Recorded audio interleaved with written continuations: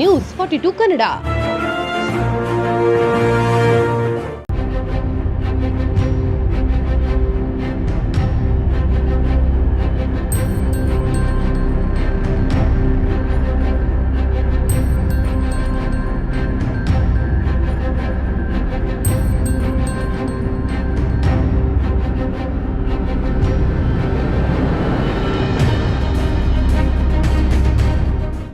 ಏನಿವತ್ತು ನಮ್ಮೆಲ್ಲ ಕನ್ನಡ ಪರ ಸಂಘಟನೆಗಳ ಒಕ್ಕೂಟದ ವತಿಯಿಂದ ಖಾಸಗಿ ಶಾಲೆಗಳಿರ್ಬೋದು, ಬೇರೆ ಬೇರೆ ಶಾಲೆಗಳಿರ್ಬೋದು, ಎಲ್ಲ ಶಾಲೆಗಳಲ್ಲೂ ಇವತ್ತು ಪ್ರವೇಶ ಪ್ರಾರಂಭವಾಗಿದೆ.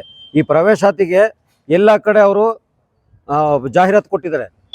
ಎಲ್ಲ ಕೂಡ ಆಂಗ್ಲ ಭಾಷೆಯಲ್ಲೇ ಜಾಹೀರಾತು ಕೊಟ್ಟಿದ್ದಾರೆ. ಅದರ ವಿರುದ್ಧ ನಾವು ಇವತ್ತೊಂದು ಹೋರಾಟವನ್ನು ಹಮ್ಮಿಕೊಂಡಿದ್ವಿ, ಸಾಂಕೇತಿಕ ಹೋರಾಟ. ಇವತ್ತು ರಾಮನಗರ ಜಿಲ್ಲೆಯಾದ್ಯಂತ ಹಲವಾರು ಖಾಸಗಿ ಶಾಲೆಗಳು ಏನು ಅವರು ಪ್ರಚಾರಕ್ಕೆ ಮಾಡಿದರೆ ಬ್ಯಾನರ್ನ ಅಳವಡಿಸಿದ್ದಾರೆ, ಎಲ್ಲ ಕೂಡ ಇಂಗ್ಲೀಷಲ್ಲಿ ಅಳವಡಿಸಿದ್ದಾರೆ.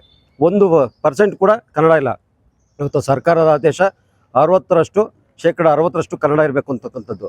ಆದರೆ ಯಾವುದೇ ಬ್ಯಾನರ್ಲಾಗಲಿ ಯಾವುದೇ ಬೋರ್ಡ್ಗಳಲ್ಲಾಗಲಿ ಇವತ್ತು 1% ಕನ್ನಡ ಕಾಣ್ತಾ ಇಲ್ಲ.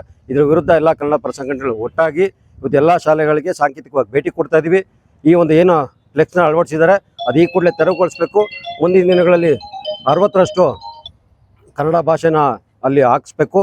40 ಭಾಷೆ ಅವ್ರು ಯಾವ್ದು ಬೇಕು, 40% ಯಾವ್ದು ಬೇಕಾದ್ರೆ ಯಾವ ಭಾಷೆನ ಅಳವಡಿಸ್ಕೊಳ್ಳಿ, ನಮಗೆ ಕನ್ನಡ ಭಾಷೆನ 60% ಅಳವಡಿಸ್ಬೇಕು ಅಂತೇಳಿ ಒತ್ತಾಯ ಮಾಡಿ ಸಾಂಕೇತಿಕವಾಗಿ ಎಲ್ಲ ಶಾಲೆಗಳಿಗೆ ಹೋಗಿ ಭೇಟಿ ಕೊಡ್ತಾ ಇದ್ದೀವಿ. ನಾವು ವಿಚಾರಗಳನ್ನ ತಿಳಿಸ್ತಾ ಇದ್ದೀವಿ. ಅವರೆಲ್ಲ ಕೂಡ ಸ್ಪಂದನೆ ಕೊಡ್ತಾ ಇದ್ದಾರೆ.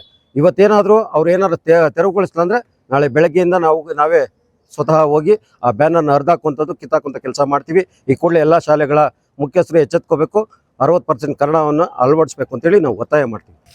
ಎಲ್ರಿಗೂ ನಮಸ್ಕಾರ.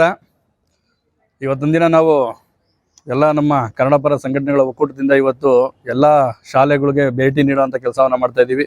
ವಿಚಾರ ಏನಪ್ಪ ಅಂತಂದರೆ, ಇಲ್ಲಿ ನಮ್ಮ ಖಾಸಗಿ ಶಾಲೆಗಳಿಗೆ ಇರೋಕ್ಕೆ ಕನ್ನಡ ನೆಲ ಬೇಕು, ಅವರು ವಾಸ ಮಾಡೋಕ್ಕೆ, ಅವರು ದುಡ್ಡು ಮಾಡೋಕ್ಕೆ ಕನ್ನಡದ ನೆಲ ಬೇಕು. ಆದರೆ ಅವ್ರಿಗೆ ಕನ್ನಡ ಬೇಡ. ಕನ್ನಡ ಬೋರ್ಡು ಇಲ್ಲ ಅವ್ರ ಹತ್ರ, ಇಲ್ಲ ಶಾಲೆಗಳ ಮುಂಭಾಗದಲ್ಲಿ ಯಾವುದೇ ಒಂದು ಶಾಲಾ ವಾಹನಗಳಿದೆ, ಅದರಲ್ಲೂ ಸಹ ಒಂದು ಕನ್ನಡ ಅಕ್ಷರಗಳನ್ನು ಹಾಕಿಲ್ಲ. ಯಾಕೆ ಇಷ್ಟೊಂದು ಕನ್ನಡದ ಬಗ್ಗೆ ನಿರ್ಲಕ್ಷ್ಯ ವಹಿಸ್ತಾ ಇದ್ದಾರೆ ಅಂತ ಗೊತ್ತಿಲ್ಲ. ನಾವು ಮೊನ್ನೆ ನಮ್ಮ ಕೆಂಪೇಗೌಡ ಸರ್ಕಲ್ನಲ್ಲಿ ನಮ್ಮ ಕರ್ನಾಟಕ ರಕ್ಷಣಾ ವೇದಿಕೆ ಪ್ರವೀಣ್ ಕುಮಾರ್ ಶೆಟ್ಟಿ ಬಣದಿಂದ ಒಂದು ದೊಡ್ಡ ಮಟ್ಟದ ಒಂದು ಹೋರಾಟವನ್ನು ಮಾಡಿದ್ವಿ. BGS ಶಾಲೆಯವರು ಒಂದು ಕನ್ನಡದ ಅಕ್ಷರನೂ ಹಾಕ್ದಂಗೆ ಪೂರ್ತಿಯಾಗಿ ಇಂಗ್ಲೀಷ್ನೇ ಹಾಕ್ತಿದ್ದಾರೆ ಬೋರ್ಡ್ಗಳಲ್ಲಿ. ಯಾಕೆ ಈ ಥರ ಹಾಕಿದ್ದಾರೆ ಅಂತ ಅವ್ರಿಗೆ ಪ್ರಶ್ನೆ ಮಾಡಿ ಫೋನ್ ಮಾಡಿದ್ರೆ, ಅವರು ಸರ್ ನಮ್ಮದು ಅಡ್ಮಿಷನ್ ಇದೆ ಸರ್, ನಾವು ಅದಕ್ಕೋಸ್ಕರ ಹಾಕೊಂಡಿದ್ದೀವಿ. ಯಾಕಪ್ಪ ಅಡ್ಮಿಷನ್ಗೋಸ್ಕರ ಕನ್ನಡ ಬೇಡವಾ, ಇಂಗ್ಲೀಷೇ ಬೇಕಾ, ದುಡ್ಡು ಮಾಡೋಕ್ಕಷ್ಟೇನಾ ಕನ್ನಡದ ನೆಲ ಬೇಕಾಗಿರೋದು ಅಂತ ಅವ್ರು ಕೇಳಿದ್ರೆ, ಅವತ್ತೊಂದು ದಿನ ನಾವು ಆ ಬ್ಯಾನರ್ಗಳನ್ನ ತೆರವು ಮಾಡಿದ್ದೀವಿ, ಎಲ್ಲನೂ ಹರಿದಾಕಿದ್ದೀವಿ ಹೋರಾಟವನ್ನು ಮಾಡಿ. ಅದ್ರ ಸಂಜೆನೆ ತಂದು ತಿರ್ಗಾ ಮತ್ತೆ ಅವರು ಬ್ಯಾನರ್ಗಳನ್ನ ಇಡೀ ರಾಮನಗರ ತುಂಬ ಕಟ್ಟಿದ್ದಾರೆ. ನೋಡಿ ಯಾವ ಮಟ್ಟಕ್ಕೆ ಕನ್ನಡದ ಮೇಲೆ ನಿರ್ಲಕ್ಷ್ಯ ತೋರಿಸ್ತಾ ಇದ್ದಾರೆ. ಇವ್ರಿಗೆ ಹೋರಾಟಗಾರರು ಅಂದರೆ ಇವ್ರಿಗೆಲ್ಲರೂ ಭಯನೇ ಇಲ್ಲ ಅನ್ನಂಗಾಗಿದೆ. ಇವತ್ತು ಹೋರಾಟಗಾರರಿಗೆ ಅಷ್ಟೇನ ಕನ್ನಡ ಬೇಕಾಗಿರೋದು.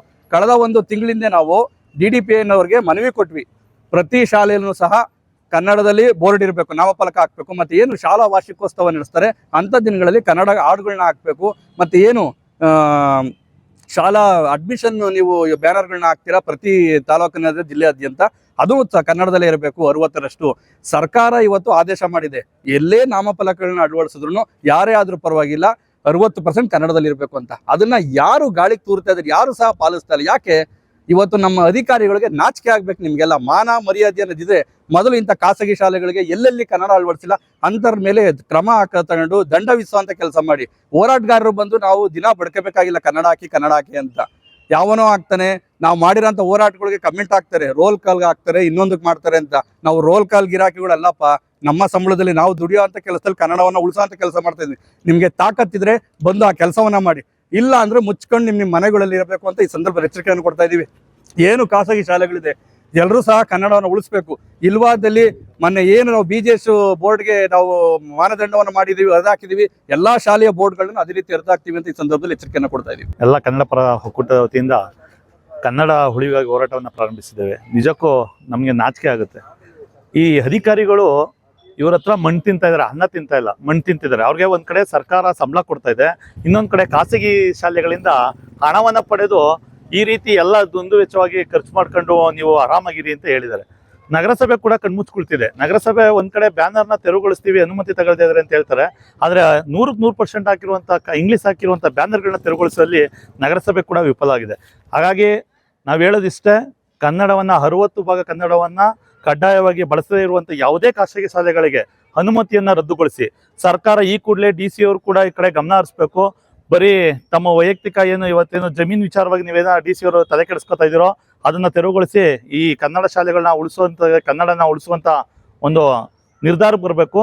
ಹಾಗಾಗಿ ಯಾರು ಕನ್ನಡವನ್ನ ಬಳಸ್ತಿರುವಂತ ಶಾಲೆಗಳಿದೆಯೋ ಅವ್ರನ್ನ ಈ ಕೂಡಲೇ ರದ್ದುಗೊಳಿಸಿ ಅವ್ರನ್ನ ಅನುಮತಿಯನ್ನು ತೆಗೆದುಹಾಕಿದ್ರೆ ಅವಾಗ ಅವರೇ ಎಲ್ಲ ಖಾಸಗಿ ಶಾಲೆಗಳು ಕನ್ನಡದ ಕಡೆ ಗಮನ ಕೊಡ್ತಾರೆ ಅಂತೇಳಿ ನಾನು ಈ ಮೂಲಕ ಮನವಿಯನ್ನು ಮಾಡ್ತೀನಿ. ನ್ಯೂಸ್ 42 ಕನ್ನಡ.